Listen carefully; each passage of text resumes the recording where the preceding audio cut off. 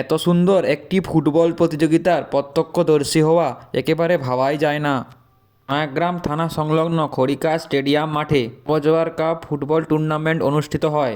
রাস্তার ধারে দাঁড় করানো এত বাইকে সবাই ফুটবল খেলা দেখতে আসে, তাই আমিও দেরি না করে খেলা দেখার জন্য স্টেডিয়ামে চলে যাই। প্রথম দিন এত লোক এসেছিল যে স্টেডিয়ামের চারপাশ একেবারে ভরেই যায়। 8টি টিমের খেলা হয়েছিল।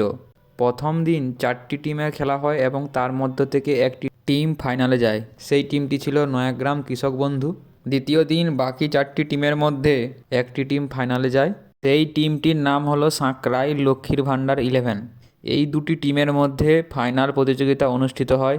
শেষমেশ সাঁকরাইল লক্ষ্মীর ভাণ্ডার 11 জিতে যায়। একটি লোক বিশাল বড় কাঠের উপরের প্যান্ডেলে বসে লাইভ টেলিকাস্ট করছিল। কয়েকজন নিগ্রো প্লেয়ারও এই টুর্নামেন্টে অংশগ্রহণ করে খেলার মান বাড়িয়ে দেয়। ইন্ডিয়ান ফ্ল্যাগটি আকাশে খুবই সুন্দর উড়ছে এবং আমার ভিডিওতেও লাইক পড়বে মনে হচ্ছে। তো ভিডিওটি ভালো লাগলে একটা লাইক করো।